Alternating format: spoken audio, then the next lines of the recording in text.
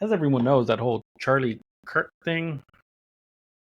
I'm not political. Y'all know this. I'm not political at all. It's a tragedy because someone died, but then he wasn't. He was his own individual. That's all I got to say about that. I got no real say about it. It's not my thing, so whatever. That's all I got to say about that. I don't get into politics, especially not on here. That's not my thing. So let's get going with the episode here. Like I said, this one will be a two-part. This one's over a lot of true crime. So be prepared for that.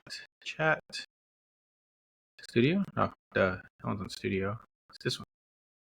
I still didn't fix that stream elements thing. Frack. I gotta fix that later. I will do that later. Everyone ignore whatever that happens. Let me get my stuff back up. You know what? I could pop. Can I pop out my chat? No, they should give that option to pop out chat so I can. Whatever. So I can move it around with my script. So my script's not in the way, but I could do this. So make that smaller. So I can kind of see chat. Anyways, intro. First one is going to be Hispanic true crimes let me phrase that. Hispanic true crimes, the stories America ignores. 400 plus thousand robberies, rapes, and beatings hit Hispanic Americans last year. Most never rated a single headline. Tonight we yank the curtain back on the cases no one chased. The vanishing point. 17-year-old Marisol Sanchez lived on TikTok dances, weekend shifts at a Houston taqueria, and the plan to become her family's first college grad. See, now I'm going to look stuff up too, because I want to make sure all my info is correct. Because I do type these out, but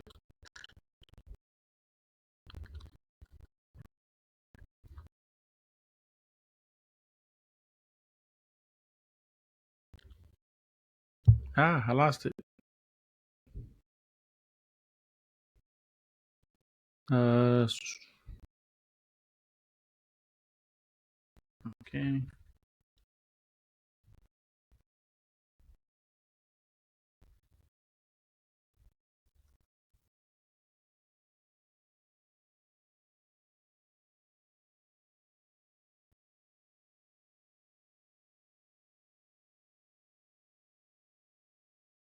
Yeah, I think I changed the name too, just because I don't want to.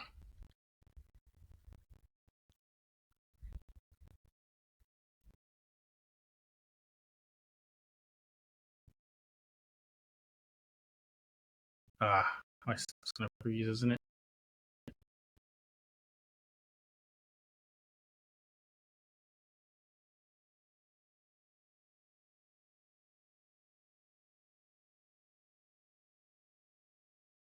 Yeah, I changed the name on it.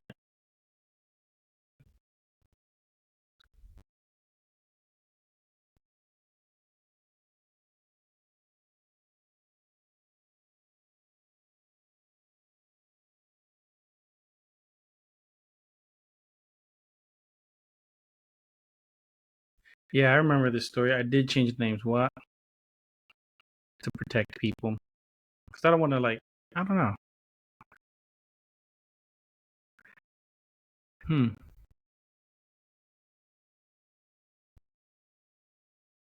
I probably got to scrap this one and start all over with the one so I can give an actual name, because I wasn't thinking about that. It's a missing person. I should have done the name and taken out and swapped out the names on the other cases. Oh well, too late for that. We're gonna keep going. You're gonna have to figure out who it actually is, because I have it buried under my notes. I have a tab specifically for this channel, and if I open this tab, like 15 other tabs pop up because I highlight everything for each story that I do, and I'd have to dig through that, and that'd be like an hour. That one bit me in the ass, didn't it?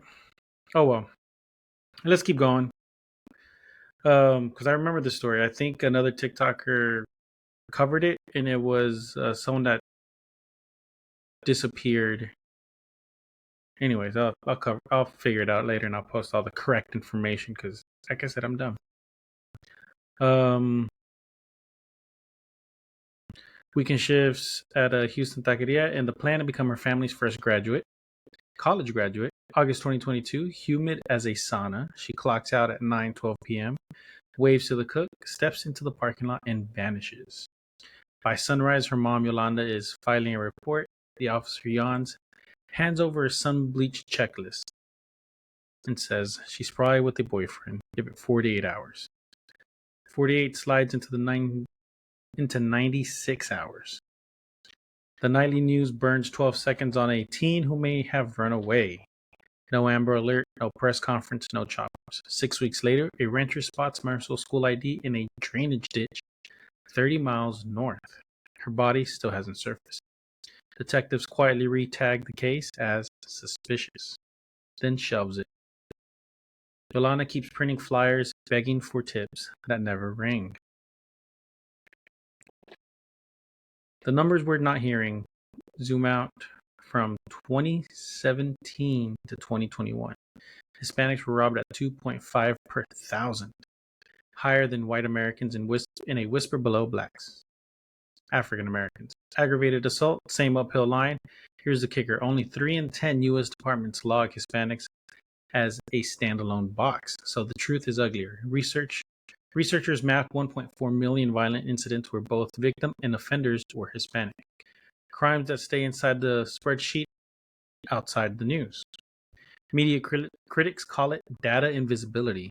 On the ground, it feels like a slammed door. No Chiron, no trending tag, no prime time. Just a WhatsApp forward, church prayers list, and swapping another set of photos. A mother becomes a detective. Yolanda refused the silence. She took a night shift cleaning gig, dumped every extra dollar into billboards, and taught herself FOIA from a library computer. FOIA from a library computer. She found out 3 other Hispanic teens had vanished within 10 miles 2 weeks before Marisol. All working class, all Spanish speaking. None of the cases were linked. So Yolanda knocked on doors, scraped surveillance footages onto a borrowed laptop, and built a color-coded timeline. Had a burp. When she marched back to the station, the sergeant shrugged. Different precincts can't merge jurisdictions, which is a lie. They just didn't want to do it because there's a lot of that whole 48-hour thing isn't even real. It's just what they tell you to kind of like to ease your tension so they're not overwhelmed. Now, I get it. You know, a lot of police districts, a lot of jurisdictions, a lot of precincts are underfunded and overwhelmed and all that other stuff, right? But the way that they handle certain cases is usually just like they will show up, they will appear, because a lot of times it is a runaway kid, a runaway teen, someone just not wanting to be found, and that's why that 48-hour rule came about. But they're not supposed to do that. A lot of places have actual rules and regulations against it now because there have been so many cases that go cold that never get solved, and not just within the Hispanic community, just across the board, because that 48-hour rule really messes everything up. So if you ever find yourself in that situation where you need to file a missing person report, keep pushing. I don't care if they tell you to kick rocks or they try to drag you out kicking and screaming. You keep pushing as hard as you can to get them to do something about it. Because if they give you that 48 hours bull crap, no, that's a no-fly. It's not that they're trying to dismiss you. And a lot of times it'll feel like they're just being dismissive and be like, oh, it's just an upset person. They ran away with a loved one or blah, blah, blah, whatever, right? It's kind of being dismissed with the hopeful thought, you know? But if you really know that person and you're like, no, they would never do this. This isn't normal. Tell them. Force them. Draw attention to it. They hate it when you draw attention to it. There was recent case a few years back that spanned over 10 years. It was done by another podcast. I can't remember what the episode is called, but towards the end, the missing person's brother started dating someone that was like a teacher, an elementary school teacher, and she heard about it all, and she was like, "That's you need to put pressure on them." So she did what not normal people, what true crime fans would do. From listening to all the stories, she started a petition. She got notes together. She got uh, whatever evidence she could find that was available online and through the casework files.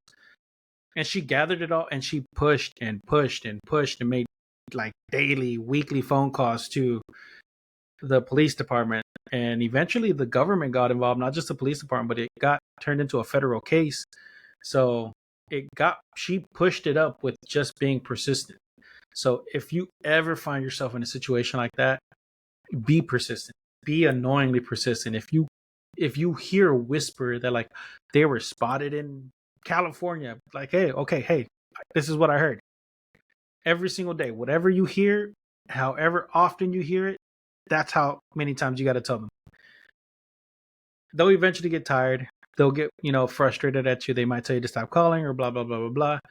But you're putting pressure on them. Bring social media into it. Social media is a powerful network nowadays. So do everything you can if you're ever in that kind of situation, which I hope no one ever is from my fan group here, because that is one hell of a situation to be in. And I got natural lighting and all that stuff today. I just noticed that I looked outside. If I look outside, it's because I see people passing by and I have ADHD like a squirrel. Anyways, where was I? She now runs the Facebook group Mamás en Búsqueda with 12K posts. Moms posting flyers, organizing searches, translating 911 scripts for relatives spooked by ICE, because that is a big situation right now. Their motto, we don't look, no one will. Cross-border ghosts. Sometimes the story leaks south. Diego Alonso, U.S.-born 14, got recruited in San Antonio to run fentanyl. When he tried to quit, cartel enforcers snatched his cousin in Nuevo Laredo and vowed to mail the kid home in pieces. Diego's mom called SAPD, San Antonio Police Department, and the FBI. She got, we don't handle family disputes in Mexico, which sucks because it's an American citizen, so it's weird. They can get involved, but again, it's international, so kind of hands tied situation. 3 days later, Diego turned up in a Texas field with one shot to the back of the head. Case filed under cartel related, which quietly closes the folder because foreign narcos blur domestic duty. Like I said, it's international. They can't, their hands are technically tied. They can do stuff, but it's a lot of paperwork. It's very difficult. And a lot of it is with assistance from the local governments in Mexico. So it takes even more just to get them over there. And even then they can't do anything. They're on the sidelines. The family held a car wash to repatriate the body to bring it back. English language outlets yawned. Univision ran a 10-minute segment that hit 2 million YouTube views, proof that the appetite is there, just not the priority. People will watch the content, but on the American side, there's nothing they can do, so it's not fed as much as it should be. Which is why I cover random things here, because guess what? This is what I do. It's not that I like this kind of stuff, is that I love the stories. I like bringing attention to the things that people should know about and be aware of, which is why I cover, true crime, cartels, gang-related incidents, and then I also do the paranormal stuff because I grew up watching the paranormal stuff, which is why I got this right here. This is just a random dog tag wrapped in leather from the fossil store. But yeah, so there is a place for this that could be pushed and could garner attention to help bring justice to a lot of these people that were wronged, and not just by the government, just wronged because it didn't get the attention it deserved. Sorry, again, I go off on these tangents. Wrong place, wrong time, wrong verdict. Misclassification doesn't only erase victims, it can jail the innocent. 2019, Bronx prosecutors charged 22-year-old construction worker Luigi Peña with a double homicide off a single Spanish-speaking eyewitness. The detectives typed his statement in English, mistranslated sombrero negro to black hoodie, and presto, Luigi, owner of 0 black hoodies, became the suspect. He sat on Rikers 26 months until a pro bono Latino defense group unearthed body cam footage placing him on a job site 45 minutes away. Case dismissed. Headline: Bronx Lasher acquitted. No mention he was innocent. Luigi lost his apartment, his fiancée, his union's card. He now tells high schoolers how being Hispanic with parking tickets can land you in a bunk lawsuit pending charge. The detectives got a promotion. Pop my knuckles. Okay, why the national blind spot? Journalism 101. Hispanic viewers split between Spanish and English, slicing ad revenue. Police unions track closure rates, but don't break out victim ethnicity. So no department gains by chasing tough cases in barrios. Toss in language, fear, families terrified of deportation, even when they're citizens. And you've got a perfect storm for silence. Missing blonde in the suburbs, push alert. Missing Latino in the barrio, crickets. Marisol search party carries flashlights and guts, but they can't swing national attention. First time hearing these names, hit subscribe, share the video. It's the only way some families will ever see their kids' faces in your feed. Got a local case we should dig into, or I should dig into, should I say? Drop it in the comments. I read every single one of them. I don't know why I always put we. It's like I'm working with a team. That's my teammate right there, the Cocomora. And Dia de los Muertos. The little calaverita right there. That's my teammate. An Edgar Allan Poe. And a Dr. Pepper can. That's what I mean by we. And the TV. But I do read all the comments. I try to respond to every single one of them too. Turning pain into policy. Hope grows and cracks after Miriam Rodriguez of San Fernando, Tamaulipas, hunted down her daughter's killers. Cartel members by cartel members. That's the one where it was one by one. That one. Side tangent. This one actually turned into 2 different cases that I think I covered one of them and I wanted to cover the other one, but I just didn't. Because one of them, she was shot and killed at her home, and she hunted down all the cartel members involved. And then there was another woman who the exact same thing. She went after the cartel hard and went after them one by one, and she was killed in public at a square at a plaza. And someone mentioned that in the comment section on the YouTube video, and they were like, "No, you're wrong. It's from blah blah blah blah blah blah blah." And I was like, "Oh, I'm sorry. If I'm wrong, I'll correct myself. I don't mind. If I'm wrong, I'm wrong. I've got the wrong ending." And I Googled it real quick, and then I did my couple of research, pulled up like 6 different story headlines, and I started reading, and I was like, it's the exact same case. 2 different women. So I was wrong and right. But I was right on the video that I made, and that person was wrong. So just had to say that. You know what I mean? But yeah, so sorry about that. It triggered memory, whatever. Okay, back to what I was doing. She shoved Mexico into creating a special prosecutor for the missing. They murdered her for it, but her legacy sprouted grassroots groups in Texas and California.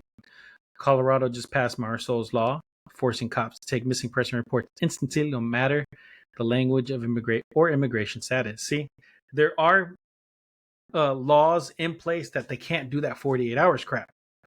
So if they tell you that, it's not, if I'm not mistaken, it's not law. It's just that that's kind of their recommendation. Be like, okay, just wait 48 hours. You know, they might come back home. They probably just blowing off some steam. So if they tell you this, push. Sorry, just gotta. State reps note Hispanic women stay missing 40% longer statewide. Activists want a federal version plus money for bilingual detectives and community liaisons. Until then, moms like Yolanda trade shifts, so somebody's always answering the zip line taped above the stove. Current administration, you know that ain't going to be federally funded. Just saying. Trying to stay out of political. I'm trying. The cost of counting Let's talk money. When violent crime slams a community already juggling higher interest, lower wages, and scarce healthcare, the ripple is brutal. Marisol's little brother sees a school counselor once a month. District can't afford weekly. Dad missed so many ditch/search shifts he got laid off. The family car was repoed last spring. Multiply by thousands of unreported cases, and you're staring at a multi-billion-dollar sinkhole of lost wages, unpaid medical bills, trauma GDP. Calculators never notice. Yet a 2023 Department of Justice survey found only 3% of victims are compensated for flyers that are printed in Spanish. The check bounces in two languages. What actual safety looks like. Real fixes aren't rocket science. They're line items. So they're to fix it is not a big it's not a big thing to fix this issue, right? It shouldn't be. So make every precinct log ethnicity separately, kill the unknown box, pay for community liaisons who speak Spanish, mixed quiche, whatever the block needs. So in other words, for the different areas. So I live in Texas. I live in Dallas. I live in Arlington. So this is primarily a Hispanic community. But since it's down the street from a college, there's Indian, there's Polynesians, there's everything. There's everything because I'm down the street from the college. So what this would need would be somebody who speaks at least a minimum of 3 to 4 different languages as a liaison. Someone who speaks Spanish, someone that most likely speaks Indian, and then someone who speaks French.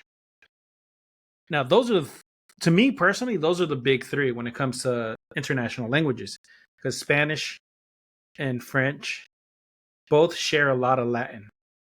So you could theoretically take someone who knows at least those two languages and piece together roughly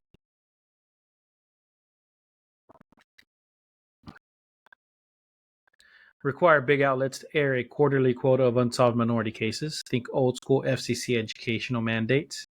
Give tax breaks to tech firms that build rapid DNA databases open to bilingual advocates. Teach teens how to call tip lines without ICE panic. Half the silence is terror by proxy. So, especially right now with everything going on, I feel like the cases of people missing, the cases of crime against the Hispanic community, and not just the Hispanic community, just the brown-skinned community in general, is going to go horribly wrong. So we need to be able to at least call the police, right? And without fear of being raided. Now, I'm a U.S. citizen, born and raised in Texas. Never been outside of Texas. Well, I can't say that because I've been to Mexico a few times to visit family, but I've never been like international. I've barely been to Oklahoma. So all that in mind, I know that there's still a possibility that I could be stopped for anything, right? Because I'm Hispanic. When I cut my hair really short, I look Nepalese. As it grows, I go from Nepalese to Indian to Mexican to whatever this is now. And up until now, I never really thought about getting pulled over by ICE or anything like that. But after all this stuff started happening, now that I'm like, could that happen to me? It hasn't yet. And I say yet because you don't know what's going to happen in the future. But still, it's happened to one of my friends, and he's a trucker. He travels from Mexico, Texas, Colorado, Seattle. Like, he goes all over the country. And, like I said, Mexico as a trucker. And he has been stopped by ICE. So it is one of those things that every person fears. And if you were to look at him, you would think he is European because he is completely light-skinned, red hair, like different colored eyes, not brown like mine. But, he doesn't look Hispanic, but he has been stopped by ICE because he speaks Spanish. But he has like the most Mexican name ever. He has both his parents' last name, like traditional Mexican name. So, anyways, back to what we were doing because I keep getting sidetracked. A final plea. Marisol's quinceañera photo still hangs in Yolanda's living room, colors fading faster than the echo of her laugh. Tonight you learned her name, the stats, the price of looking away. Tomorrow you might pass a utility pole stapled with a smiling face you can't read. Spanish, English, doesn't matter. Type the number into Google Translate and dial, because the stories America ignores are the ones that define us when the cameras are off. Send this video to a friend who thinks true crime ends with Netflix. Let's flip stats into faces, files into action, silence into the loudest megaphone we can build. Subscribe, share, and remember, justice shouldn't hinge on language or zip codes. Maricel, Diego, Luigi, and thousands more deserve to be found, if not in person, then in our collective memory. Don't let the next name vanish before you ever hear it. That's powerful. I'm gonna mark that because this is where one episode ends, and we